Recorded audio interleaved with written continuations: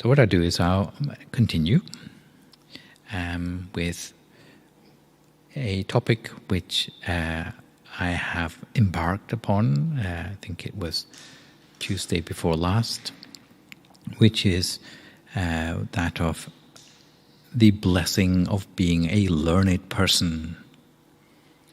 And what I mentioned last time is that this particular topic is part of a series of, in total, 38 sort of virtues or values which are like a stepladder, which take you from the most basic of character qualities and lead towards ones that are more esoteric. And although 38 is quite a lot to remember, sometimes we like to break it down into 10 different groups to make it a little bit simpler to see the pattern involved. And where we are at this particular moment in time is the third group of the 10, which is to do with making yourself useful in society. What has gone before this is been to do with mostly our habits in life, turning our back on any bad habits we may have had in the past, and turning towards better habits.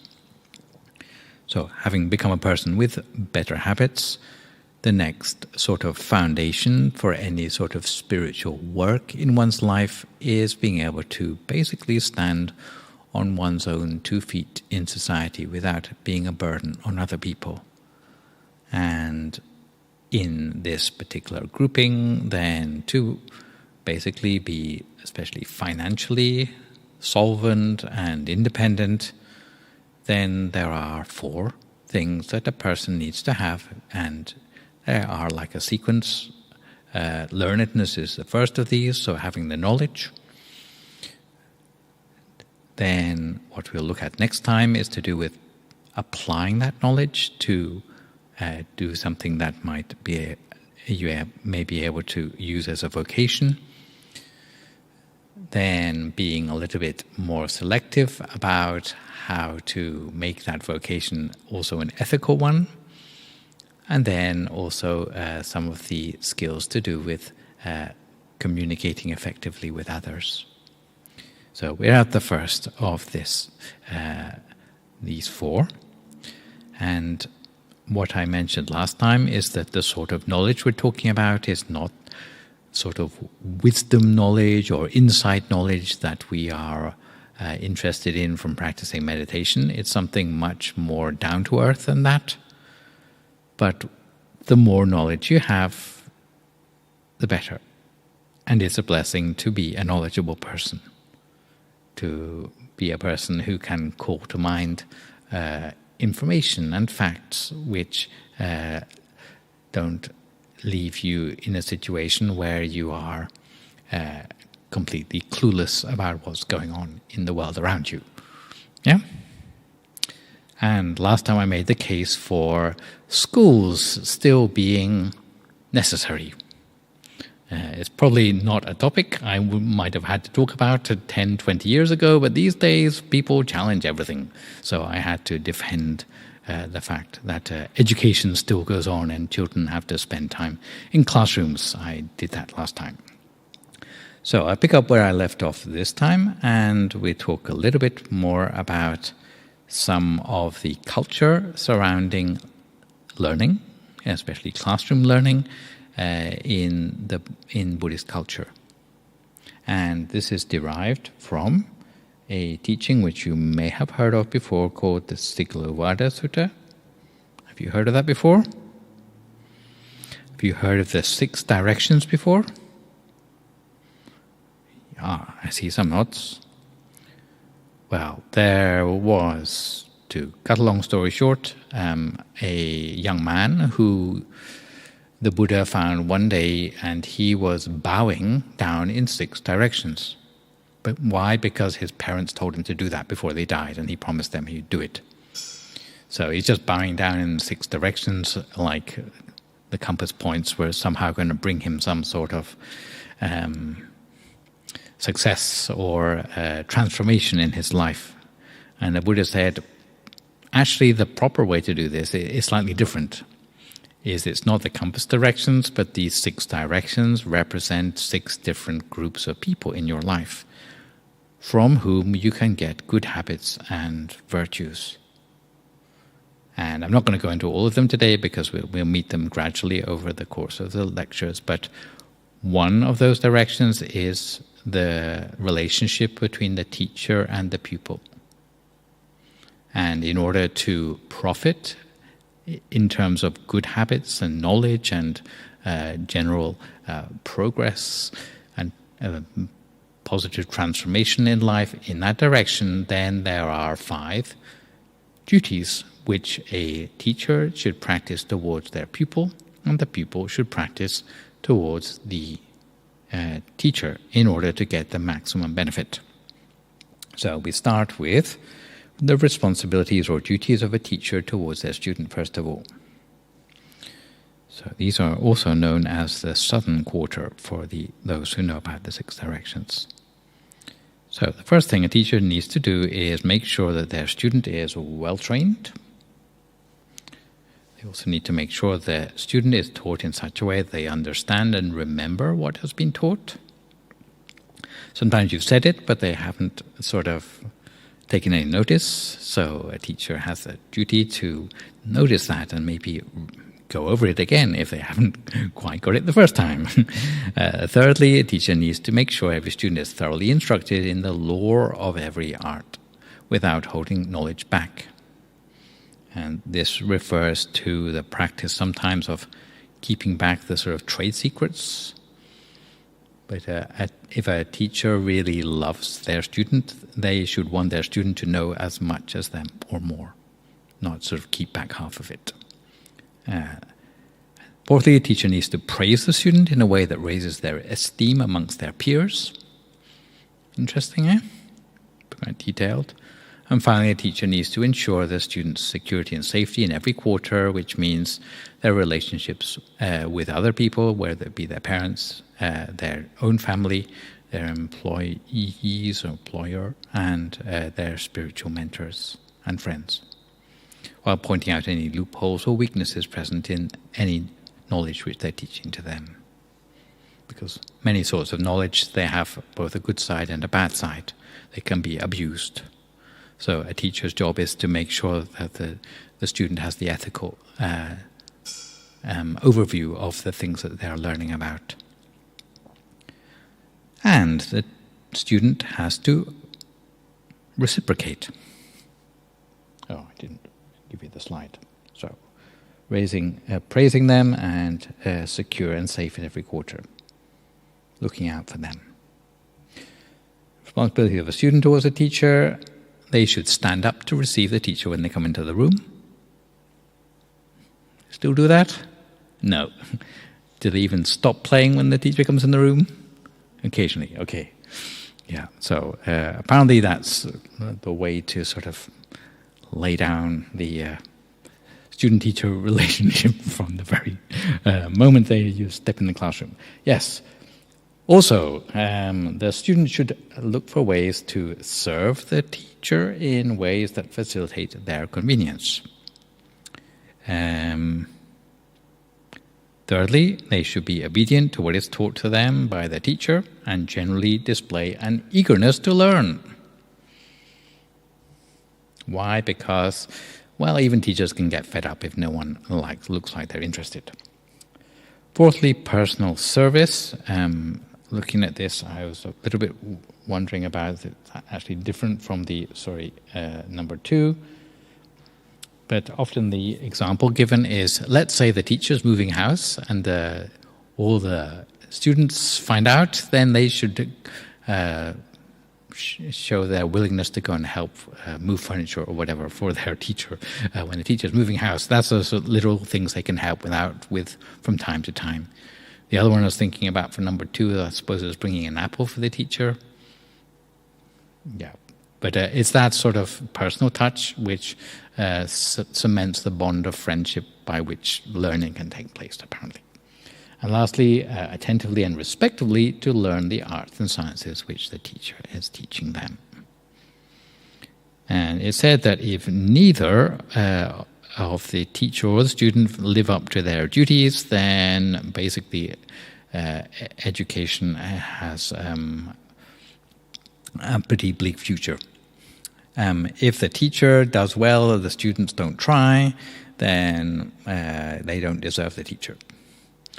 If the teacher is not a very good example, just teaches in like 3:30 or whatever, they just sort of tidy up and they're not interested whether the students have learned anything or not, and they're not going to put in the extra hours because they're just going to basically behave like a mercenary, then the students deserve a better teacher. But if both put in both sides of their duties, then a good and a positive learning experience will take place.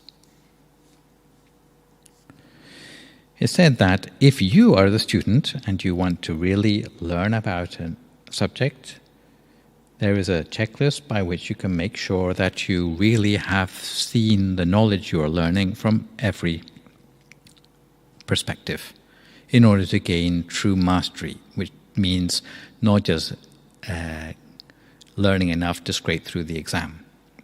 But to get a real mastery of any knowledge that you're learning, then there are 4 things that you should really use as your perspective to see whether you've got it all or not. So, knowledge in depth, knowledge in breadth, thorough knowledge, and long-sighted knowledge, it said. So you can think of any subject you like, but you need to get all of these 4 perspectives or dimensions of that knowledge down if you are going to really say that you have mastered that knowledge. Knowledge in depth means that you get to the roots or the origins of what you are mastering. So you know where the knowledge came from. Yeah, the roots of the knowledge. You know, if you're using language, you know its etymology, that sort of thing. That's the sort of thing that academics do. Okay. So you don't just go believing things just because they're traditional or customary. You know the reasons for them having developed that in that way. Secondly, knowing knowledge in breadth means knowing things outside of your narrow specialism. Unfortunately, the deeper or longer you go on in education, the narrower you get in your knowledge. But a person who's truly a master of their knowledge knows the connections between what they are specialized in and the other things. For example, arts and sciences, if you are a specialist in arts, but you also need to know the sciences. At least you need to know how to work a PowerPoint. Okay.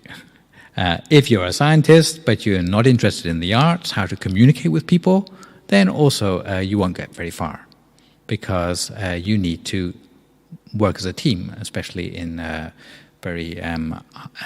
forefront of science. Mostly it's about teamwork these days. So you need to be able to communicate with people and work with people fruitfully. So there must be some sort of communicative skill there too. You can't just sort of cast off everything that's outside of your subject. Thorough knowledge means that not only do you know your narrow subject, but you know its connections. So you know what your specialism affects in other subject areas. And lastly, the long-sighted knowledge is knowing where your subject is going, or the implications for the future, or consequences of the knowledge you have for the future. Taking knowledge beyond superficial understanding also requires any student, as talking just now about just knowing enough to scrape through the exam, that is a symptom of not really going the full way in getting to the depth of the knowledge which you are learning. And there are 7 possible obstacles to getting to the very depth, full depth of your knowledge, which sometimes I refer to as 7 veils of knowledge, because it's like you pull away one veil at a time in order to get to the very deepest point. So the first thing, if you want to learn about something, is you need to make sure you come into contact with someone who is really knowledgeable in that subject. There are some people who think they know it all already, so they immediately are unable to open up to accept any advice from anyone else. So that's not a good sign from the very start. So the sort of people who don't shut up to even listen to you in the first place as a teacher, then they probably don't have a very bright future in that subject. Second thing is they need to find the opportunity to hear what the teacher has to say. So if you're still the sort of person who skips lectures and copies the notes later, then that doesn't really count as listening to the teacher. Having your selfie taken with a famous teacher doesn't count as listening to what they teach. And this also applies to personal contact and also the way you use textbooks.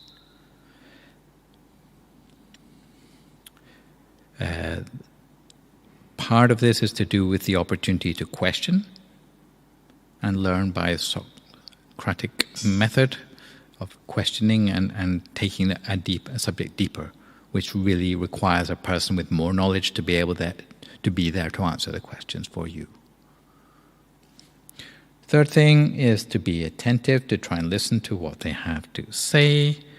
Okay, you might get in the lecture theatre, but you sit at the back with your feet on the row in front of you and pick your fingernails and don't listen or check your messages or whatever. Yes, that doesn't really count as listening attentively. Fourth thing is to take time to commit what you have learned or necessary or appropriate parts of it to memory. And in any subject area, although rote learning is not really held in very high regard anymore, but there are certain parts of subjects, especially languages, where you need to memorize parts of it, like verb tables or whatever. Or if you're into mathematics, then like times tables, like you have to memorize certain things in order to really use that subject to the full. So there are some things which you do need to commit to memory. Within Buddhism, there's quite a lot of importance is given to this. Can you think why? Why memorize bits of teachings? What's the point of that? Can you think?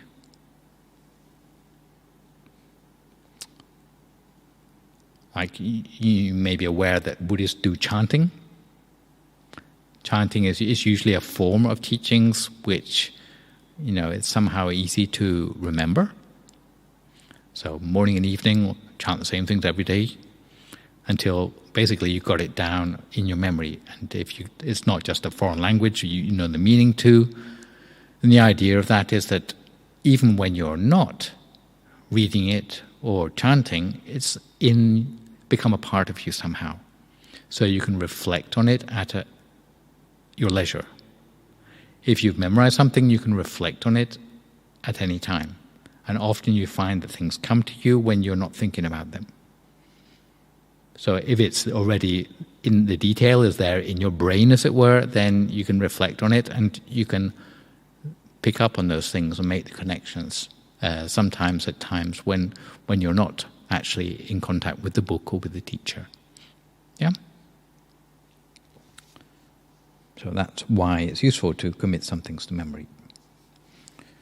Fifth thing is that you should reflect on the knowledge. Sometimes meditation is used as a time to make the connections between the things you've learned or memorized. It's not intentionally, of course, but sometimes it's like those connections happen as you're in the times when your mind is quiet. And often you find things come to you on the basis of the knowledge you've memorized. They somehow make sense to you in the quiet time when you're meditating.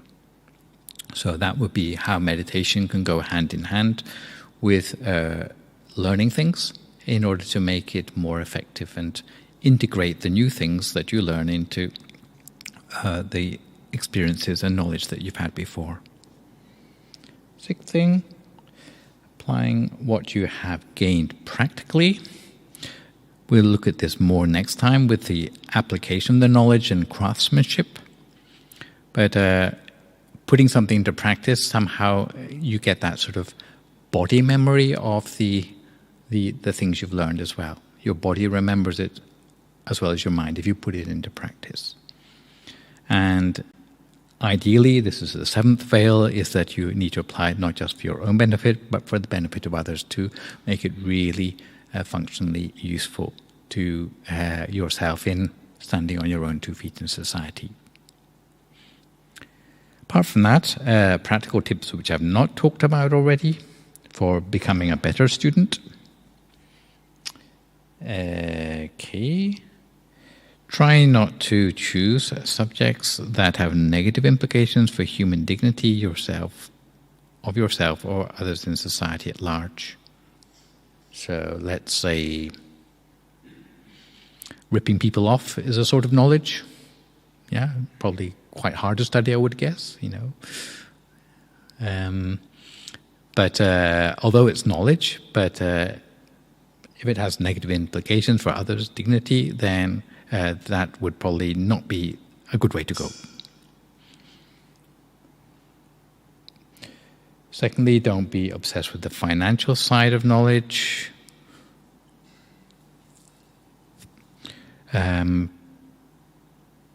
Because there is a tendency for valuable knowledge to have a price put on it, which somehow commoditizes knowledge in a way that's a little bit demeaning and is quite limiting as well, because people only say as much as they're paid to, so there's a sense of holding back knowledge. It's not in the true spirit of the learning.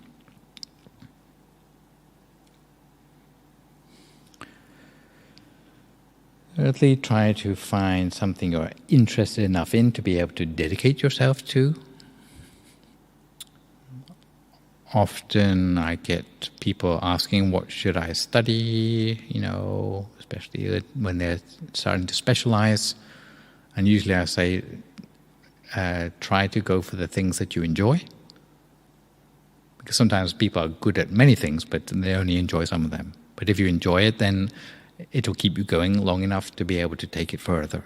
So you won't get bored with the tedious parts because you still enjoy some of it. Yeah. Always be enthusiastic to learn more. Lifelong learning, I suppose. And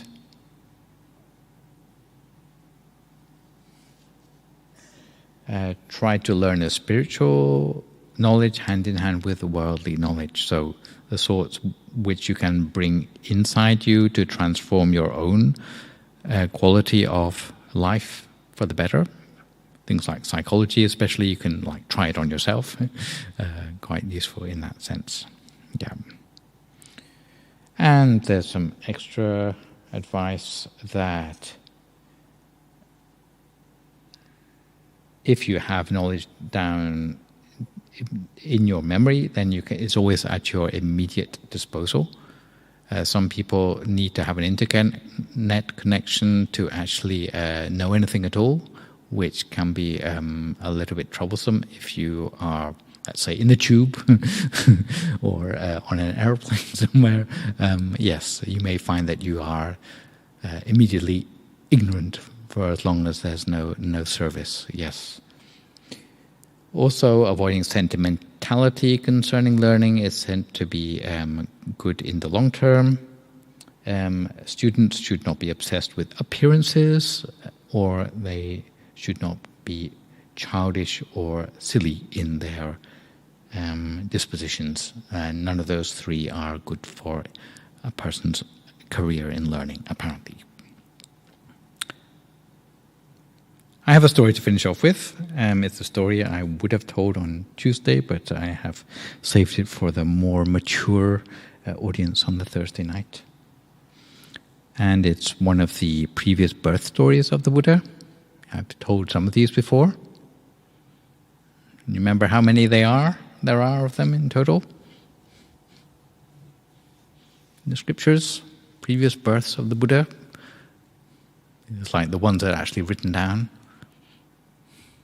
547 there are in the scriptures. And generally they start off with fairly basic ones like rebirth as let's say an animal. Yeah. Monkeys, buffaloes, this sort of thing. And towards the end of the 547, generally, the Bodhisattva, as he is called, is in a place where he is very nearly on a level where he could become a Buddha. Yeah, so he's already accumulated quite a lot of wisdom. And today's one is called the Mahāsutasoma-jātaka, because Mahāsutasoma is the name of the Buddha to be in this particular lifetime. And as you can see, it's number 537, so like only 10 more lifetimes to go, sort of thing. So he's at quite a high level of mastery. But this, of course, is to do with spiritual knowledge more than worldly knowledge. But the reason I'm telling it today is because of the respect for learning of this particular prince that he manages to turn a crisis situation around into a happy ending. So, this is the story. In this particular lifetime, the guy on the left there is the prince, and he was the Bodhisattva, the Buddha to be, and he was ruling over a kingdom called the Kuru kingdom in India. And at the time when he was born, there was a time in history where the teachings of Buddhism were scarcely available anymore. Because when a Buddha arises in the world, it teaches all the teachings, and lots of people get enlightened, and the teachings are very intact. But after a few generations, then the teachings start to get lost along the way. And the ability to get enlightened as a result of those teachings gradually wears off, generation after generation, until only remnants of the teaching are left. In this lifetime we're talking about, it was the time when they were at the very tail end of the remnants of the teachings of the Buddha before the one we know. And the Buddha at that time was called Kassapa Buddha. Still with me? And sometimes there were so few people left who could actually even talk about or remember the teachings of the Buddha that if you could find someone who was able to recite those teachings, then they would be very richly rewarded. They would be rewarded with golds or diamonds. And sometimes even with those sort of rewards, you still couldn't find someone to give those teachings. But this Prince Sutasoma, he hoped very much to find someone who would be able to teach him at least something of the remnants of those Buddhist teachings. And he managed to track down a young man, the guy on the right there, handsome guy, who had in his possession a few little fragments of the teachings of the Kassapa Buddha, which he was able to recite. So the guy on the left, Prince Sutasoma, he had made an appointment to hear those teachings from the guy on the right. And out of respect for the teachings, he had gone away to have his ablutions, to cleanse himself fully, and to wear a new suit of clothes so that he could be 100% attentive to the teachings he was about to hear. Unfortunately, while he was having his royal bath, which was in a sort of like a lotus pond somewhere out in the palace gardens, he was seized by his enemies, to cut a long story short, who came to threaten his life. Because like kidnapping a prince is usually a pretty good way to sort of take possession of a kingdom. And the Prince Sutasoma said, "Okay, I will go along with you to be sort of executed or whatever else you want to do with me, but please let me listen to the teachings, which I've made an appointment for, because I don't want to break my word. Everyone will look down on a king who breaks their word." So the enemies said, "Okay, we'll let you, and you must come back when you promise to do that." So he went, even though he knew it might be the last thing he did before he died, he still went anyway to hear the teachings from this young man who had come to recite the teachings for him. And in fact, the guy on the right, he didn't really know the meaning of the words he was saying. All he could do was read them out, basically, from the pieces of scriptures which he had kept. And the teachings went as follows. Associating with noble ones just once, one can be protected for the rest of one's life. However, associating with fools, even many times, will fail to protect you. If you associate with the noble ones, you should associate with them closely, because anyone learning the virtues of a noble will know only prosperity and never know the decay. Even a beautifully decorated royal chariot must eventually deteriorate and decay. In the same way, this body of ours must eventually age and die. However, virtue never goes out of date, because the nobles know nirvana. Just as the earth and sky are far apart are the two sides of the ocean. But all of these are not so far apart as the behaviors of nobles as compared to fools. And saying that, he put his scriptures away and bowed to them. And hearing these teachings, the prince was so moved that he cried tears of joy. And the prince asked the teacher, usually when you read these scriptures to other kings, how much do they pay you? And the teacher, the guy on the right, said, they usually give me 100 a verse. And the prince, in this case, declared, these are not 100 a verse, but they ought to be 1,000 a verse, because they're so valuable, they moved me so much. And he presented him with 4,000, because there were 4 verses to what he had said. And then he remembered the appointment he had with his captors. And he went away, but because he had reflected on those teachings so deeply, he felt that even if I'm to die today, I go to my death without fear, because I feel uplifted by the words of the teachings I've heard. So he went to his captors almost with a smile on his face, and the captors thought, this isn't normal. You ought to be like scared and groveling or whatever. This isn't like normal behavior for people who are having their life threatened. So they asked him, well, what happened to you?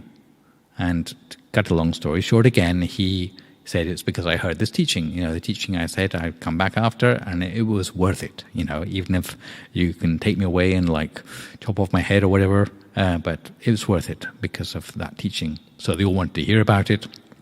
And again, to cut a long story short, because of hearing the teaching even secondhand from this king on the right, on the left, who was able to remember, even just by hearing it once, all the teachings in their entirety, they too gave up their violent ways and decided to restore the whole kingdom to peace and harmony again.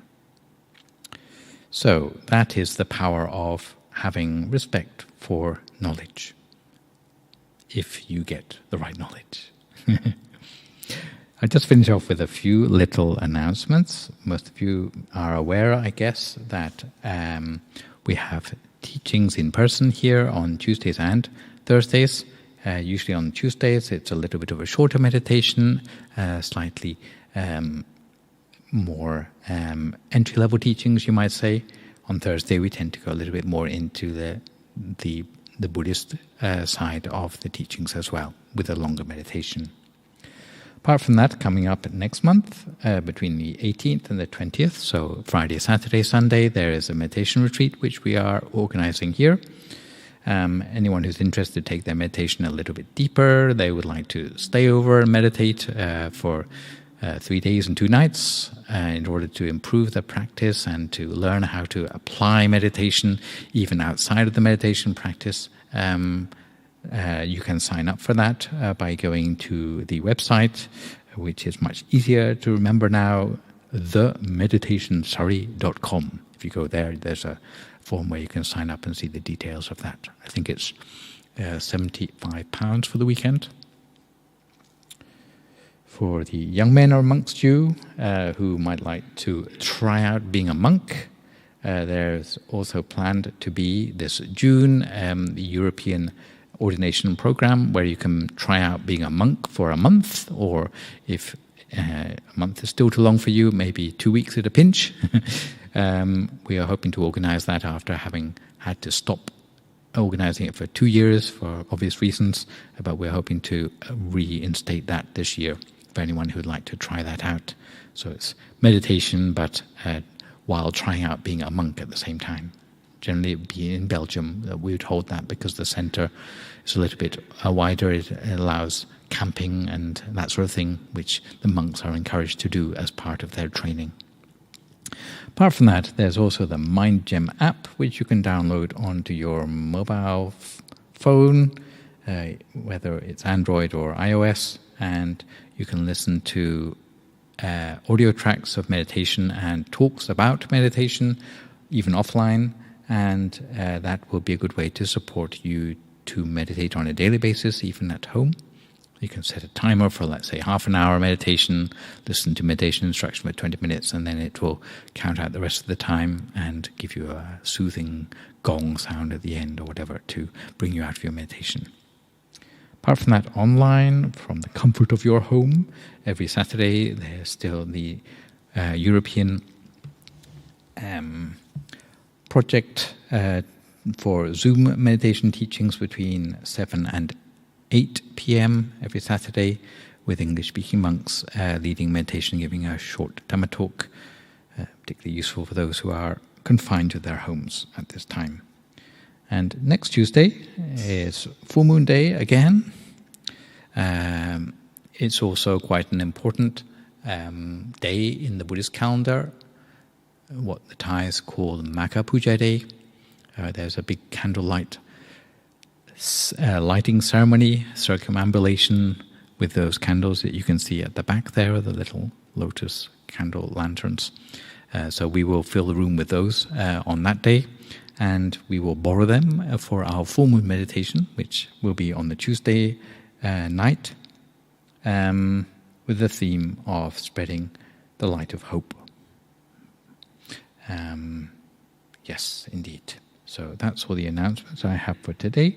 But if there's any questions, comments or feedback which you'd like to finish off with, then I would be very happy to hear from you at this time.